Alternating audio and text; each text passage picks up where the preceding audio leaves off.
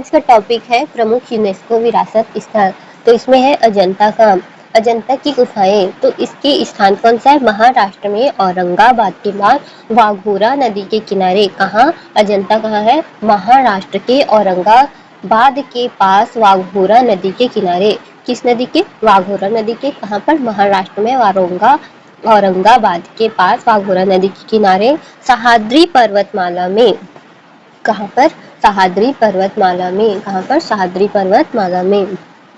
मुख्य तथ्य क्या है? 29 गुफाएं हैं। 29 गुफाएं हैं। 25 जो है विहार है। विहार मतलब जहाँ पर वे रहते थे, मठ था जहाँ पर वे आराम कर सकते थे।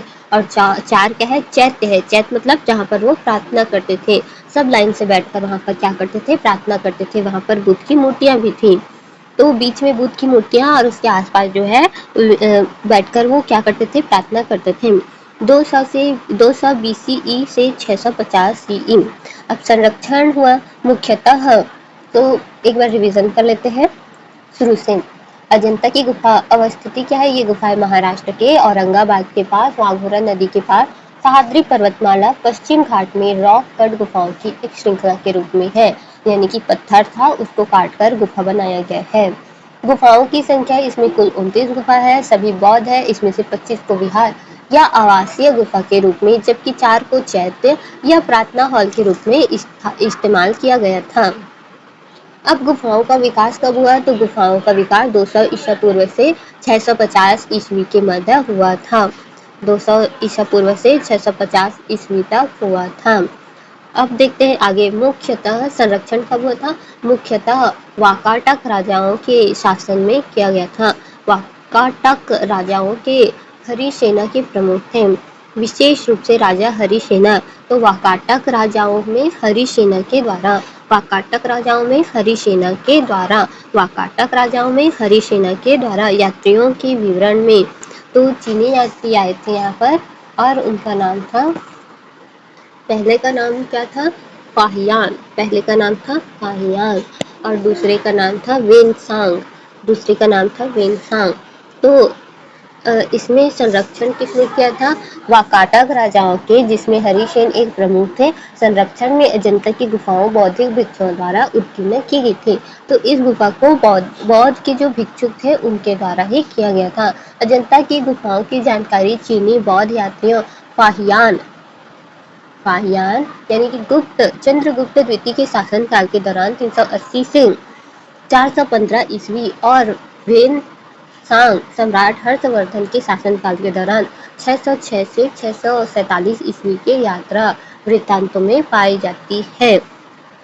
चित्रकला। तो चित्रकला में देखते हैं फ्रेस्को पेंटिंग टेक्निक। कौन सा टेक्निक? Fresco painting technique. कौन सा टेक्निक? Fresco painting technique.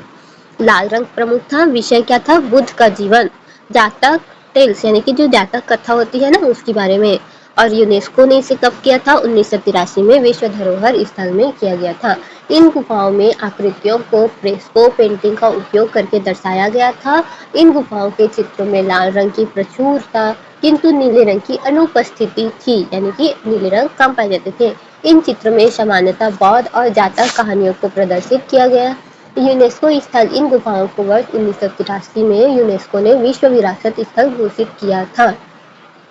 तो 1983 में विश्व धरोहर स्थल घोषित किया था। अच्छा, चीनी यात्रियों का नाम बताइए। तो चीनी यात्रियों का नाम था, क्या था चीनी यात्रियों का नाम? फाहियान। क्या था? फाहियान। और दूसरे का वेनसांग। दूसरे का क्या था? वेनसांग। फाहियान और वेनसांग। और उनका स्थान कौन सा है? तो महाराष्ट्र में औरंगाबाद के पास वाघोरा नदी के पास सह्याद्री पर्वतमाला के पश्चिम में। कौन सा?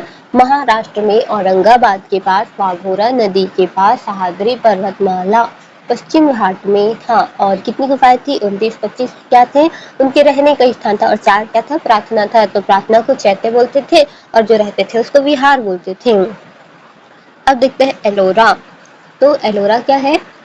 एलोरा की गुफाएं। आपने हमेशा अजंता एलोरा एक साथ ही पढ़ा होगा, लेकिन ये क्या है? अजंता से लगभग 100 किलोमीटर दूर है। ये कहाँ है? अजंता से लगभग 100 किलोमीटर दूर है। गुफाओं की संख्या कुल कितनी है? 34 गुफाएं हैं। हिंदुओं की 17, बौद्ध की 12, जैन की 5। तो हिंदुओं का सबसे अधिक है 17, बौद्ध का 12 है और किसका, जैन का 5 है। ये गुफाएं महाराष्ट्र की सह्याद्री पर्वत में अजंता की गुफाओं से लगभग 100 किलोमीटर दूर स्थित है। गुफाओं की संख्या 34 गुफाओं का समूह है, जिनमें से 17 ब्राह्मण है, ब्राह्मण मतलब हिंदुओं का, 12 बौद्ध है और 5 क्या है, जैन धर्म से संबंधित है।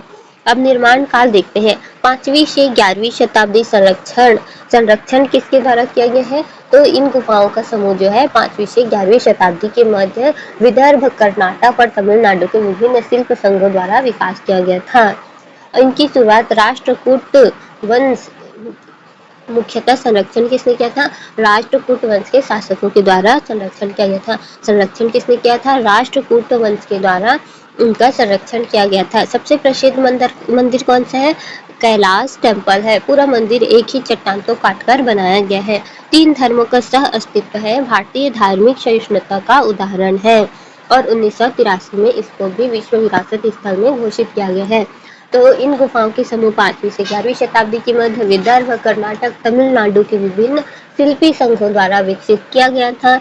इनकी शुरुआत राष्ट्रकूट वंश के शासकों द्वारा की गई थी और ये गुफाएं विषय और स्थापत्य शैली के रूप में प्राकृतिक विविधता को दर्शाती है। यूनेस्को स्थल इन गुफाओं को वर्ष 1983 में यूनेस्को ने विश्व विरासत स्थल घोषित किया था। विश्व विरासत स्थल घोषित किया था। एलोरा की गुफाओं के मंदिर में सबसे उल्लेखनीय कैलाश यानी कि कैलाशनाथ गुफा संख्या 16 है, जिसका नाम हिमालय के कैलाश पर्वत हिंदुओं के जो मान्यता के अनुसार भगवान शिव का निवास स्थान है के नाम से रखा गया है, कैलाश पर्वत के नाम से रखा गया है।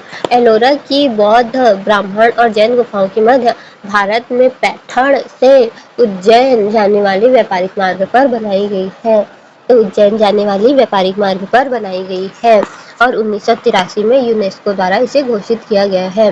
कोणार्क का सूर्य मंदिर, तो कोणार्क सन टेम्पल स्थान उड़ीसा के पुरी के पास, स्थान कौन सा है, उड़ीसा के पुरी के पास। 13वीं शताब्दी शासक कौन था, तो इसके शासक कोणार्क के सूर्य मंदिर पूर्वी उड़ीसा के पवित्र शहर पुरी के पास स्थित है। इसका निर्माण राजा नरसिंह देव प्रथम द्वारा 13वीं शताब्दी 1238 से 1264 ईस्वी में किया गया था। यह गंग वंश के वैभव, स्थापत्य मजबूती और स्थिरता के साथ साथ ऐतिहासिक परिवेश का प्रतिनिधित्व भी करता है। तो क्या नाम था उसका, नरसिंह देव प्रथम के द्वारा किया गया था, नरसिंह देव प्रथम के द्वारा। और कौन सा वंश था, गंगा वंश था। कौन सा वंश था, गंगा वंश था। कौन सा वंश था, गंगा वंश था।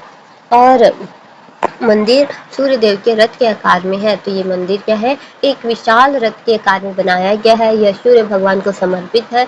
इस अर्थ में यह सीधे भौतिक रूप से ब्राह्मणवाद और तांत्रिक विश्वास प्रणाली से जुड़ा हुआ है। 24 पहिए हैं जो 24 घंटे और 12 महीने को दर्शाते हैं। और क्या है, 7 घोड़े हैं जो सप्ताह के 7 दिन को दर्शाते हैं। तो कोणार्क की मंदिर न केवल अपनी स्थापत्य की भव्यता के लिए बल्कि मूर्ति कला कार्य की गहनता और प्रवीणता के लिए भी जाना जाता है। यह कलिंग वास्तुकला की उपलब्धि का सर्वोच्च बिंदु है जो अनुग्रह, खुशी और जीवन की लय को दर्शाता है। इसे वर्ष 1984 में यूनेस्को द्वारा विश्व विरासत स्थल में घोषित किया गया है। कोणार्क सूर्य मंदिर के दोनों ओर 12 पहिए की 2 पंक्तियां हैं। कुछ लोगों का मत है कि 24 पहिए दिन के 24 घंटों के प्रतीक है, जबकि अन्य का कहना है 12-12 अश्वों की 2-2 कतारें वर्ष के 12 माह के प्रतीक है। 7 घोड़ों को सप्ताह के 7 दिन का प्रतीक माना जाता है।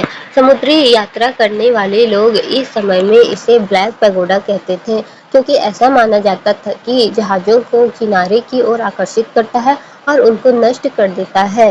कोणार्क सूर्य पंथ के प्रसार के इतिहास की अमूल्य कड़ी है, जिसका उदय 8वीं शताब्दी के दौरान कश्मीर में हुआ, अंततः पूर्वी भारत के तटों पर पहुंच गया। तो वास्तुकला किसका है, कलिंग का है। अन्य नाम क्या है, ब्लैक पैगोडा, जो समुद्री यात्रियों को अपनी ओर आकर्षित करता है और यूनेस्को में 1984 में है। अब देखते हैं हम्पी का। हम्पी जो है ये क्या है, विजयनगर साम्राज्य की राजधानी है। स्थापना कब हुआ था, 1936 में हुआ था। संस्थापक कौन है, हरिहर और बुक्काराय है। और प्रमुख शासक कौन है, कृष्णदेव राय है। विशेषताएं क्या है, मंदिर की विशाल संरचना, स्तंभों की सुंदर नक्काशी, रामायण महाभारत की मूर्तियां। 14वीं शताब्दी के दौरान मध्यकालीन भारत के महानतम साम्राज्य में से एक विजयनगर साम्राज्य की राजधानी हम्पी कर्नाटक राज्य में स्थित है। इसकी स्थापना हरिहर और बुका ने वर्ष 1336 में की थी।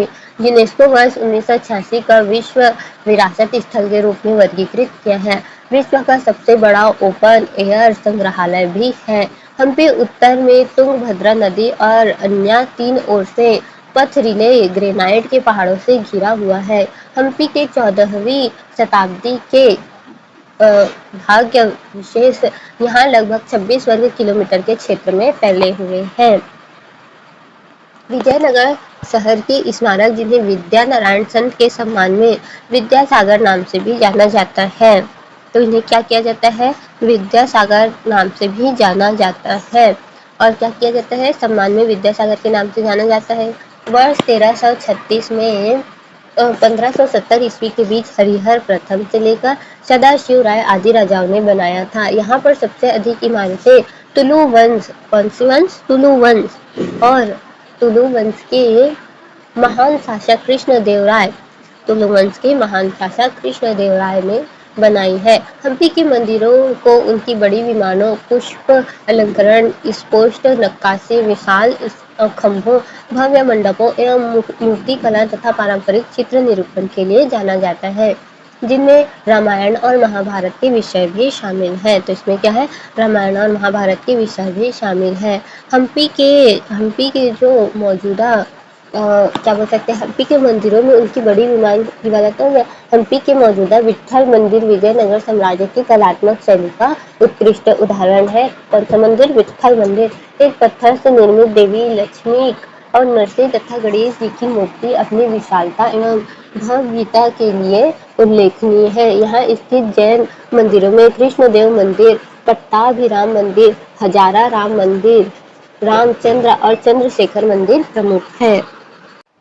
खजुराहो समूह के स्मारक। तो खजुराहो समूह के स्मारक में कौन कौन सा था, खजुराहो ग्रुप ऑफ मूवमेंट्स। निर्माण 10वीं से 11वीं शताब्दी। शासक कौन है, चंदेल डिनेस्टी, चंदेल वंश के शासक है, चंदेल राजवंश के शासक है। नागर शैली में बना हुआ है। पहले से 85 मंदिर थे, अब लगभग 20 बचे हैं। प्रसिद्ध मंदिर कौन सा है, कंदरिया महादेव की मंदिर है। विशेषता क्या है, मूर्ति कला, जीवन के विभिन्न पहलुओं का चित्रण है और 1986 में इसको यूनेस्को हेरिटेज साइट में शामिल किया गया है। एक बार रिवीजन करते हैं। चंदेल राजाओं द्वारा 10वीं से 11वीं शताब्दी में निर्मित ये मंदिर समूह स्थापत्य कला और मूर्ति कला का अनुपम उदाहरण प्रस्तुत करते हैं। नागर शैली में बने यहाँ के मंदिरों की संख्या अब केवल 20 ही रह गई है, जिनमें कंदरिया महादेव का मंदिर विशेष रूप से प्रसिद्ध है। यहाँ के मंदिर को दो धर्म जैसे कि जैन और हिंदू से संबंधित माना जाता है। कंदरिया महादेव मंदिर क्या है, विशेष है। 1986 में क्या किया गया था, इसका जो है वर्ल्ड हेरिटेज साइट में शामिल किया गया था। फिर आता है फतेहपुर सीकरी। तो फतेहपुर सीकरी की स्थापना कब हुआ था, मुगल सम्राट अकबर के द्वारा हुआ था। निर्माण 1571 में 1585 के बीच। निर्माण सामग्री लाल बलुआ पत्थर, वास्तुकला हिंदू प्लस इस्लामी शैली का मिश्रण। भवन कौन सा है, दीवानी ए आम जनता से मिलने का स्थान, दीवानी ए खास, विशेष दरबार, पंचमहल, 5 मंजिला मंडप, जामा मस्जिद, मुगल मस्जिद, बुलंद दरवाजा, विशाल प्रवेश द्वार होता है। तो क्या होता है, विशाल प्रवेश द्वार। फतेहपुर सीकरी नगर है, क्या है, एक नगर है। मुगल सम्राट अकबर द्वारा बनाया गया था।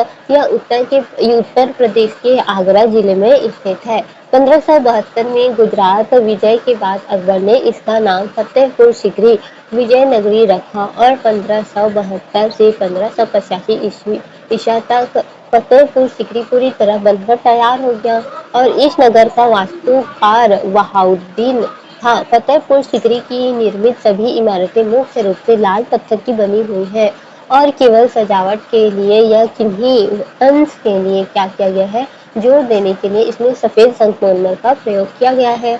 फतेहपुर सीकरी की स्थापना कला की मुख्य विशेषता इसमें तीरा ब्रैकेटों एवं पट्टी छतों की हिंदू शैली और मेहराबी गुंबद इस्लामी शैली का एक नया समन्वय है। यहाँ अकबर ने कई भवनों का निर्माण करवाया, जिसमें से प्रमुख है दीवानी-ए-आम, दीवानी-ए-खास, पंचमहल, जामी मस्जिद, बुलंद दरवाजा, शेख सलीम चिश्ती का मकबरा, जोधाबाई महल, मरियम महल, नौ महल आदि। फतेहपुर सीकरी भवनों को दो श्रेणियों में विभाजित किया जा सकता है। पहला धार्मिक व दूसरा लौकिक भवन।